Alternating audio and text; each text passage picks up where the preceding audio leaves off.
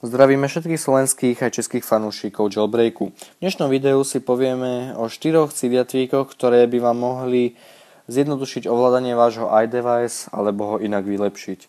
Prvou aplikáciou, ktorou sa budeme zaoberať, je aplikácia Activator. Táto aplikácia rozširuje možnosti používania a funkcie home buttonu, sleep buttonu, ale aj multitasking gestures. Všetci dobre vieme, že keď pri akomkoľvek iDevice dvakrát rýchlo stlačíme tlačidlo domov, objaví sa nám multitasking. Táto aplikácia však dokáže zmeniť, čo sa stane, ak rýchlo stlačíte dvakrát za sebou home button. Bude vám dovoľovať dostávať sa do rôznych nastavení audia, nastavení aplikácií, systémových aplikácií a podobne. Budete môcť vďaka tomuto programu ovládať váš iDevice úplne iným spôsobom, ako ste boli zvyknutí. Ponúka veľa možností a veľa kombinácií používania multitasking gestures, home a sleep buttonu. Ďalšou aplikáciou, ktorou sa budeme zaoberať, je utilitka menom SB Settings. Tieto rýchle nastavenia vám umožňujú bez zdĺhavého hľadania danej problematiky v nastaveniach rýchlo ju ukončiť iba tým, že posuniete prst po taskbare. Ako vidíte, umožňuje rýchle zapnutie, vypnutie Airplane módu, Bluetoothu, ovládanie osvetlenia iPadu alebo iPhoneu alebo iPodu, mobilné dáta, lokáciu, procesy a Wi-Fi. Procesy, táto funkcia dokáže niečo ako multitasking, že povypína aplikácie. V ďalšej liste si môžete všimnúť More, Refresh, Dock, Respring a Power. Tieto tlačítka slúžia na rôzne úkony, ktoré môžete spraviť bez toho, aby ste museli zdĺhavo ich hľadať a používať. Ku príkladu Power vám umožňuje rôzne možnosti narábania s iDevice a s napájaním. To znamená reštart, vypnutie save mode alebo zamknutie plochy.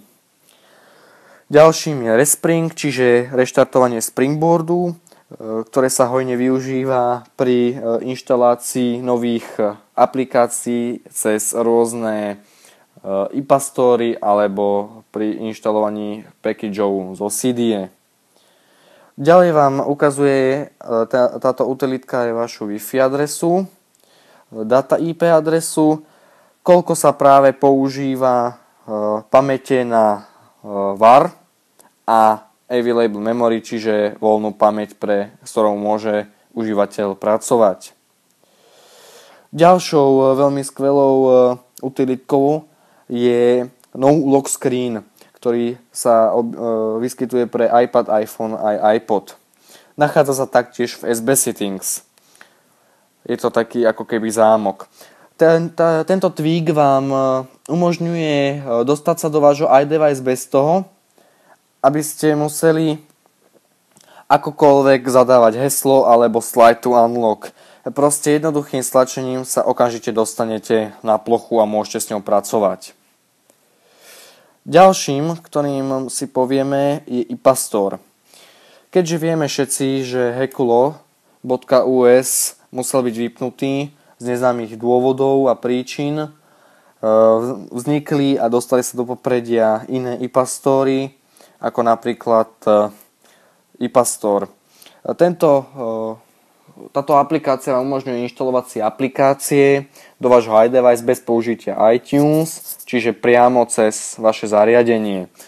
Obsahuje aplikácie pre iPad, iPhone aj iPod a dokáže ich veľmi rýchlo sťahovať, ale aj inštalovať.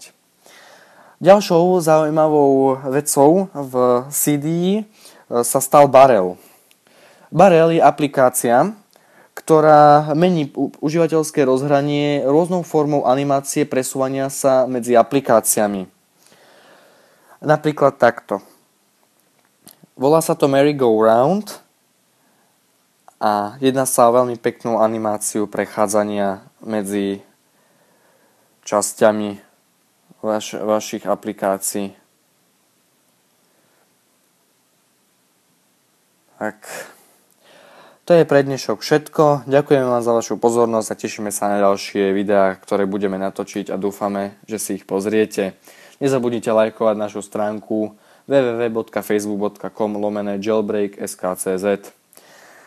Takže na dnes sa lúčime. Ďakujeme za vašu pozornosť. Lúči sa s vami tým Jailbreak.sk.cz. Príjemný večer.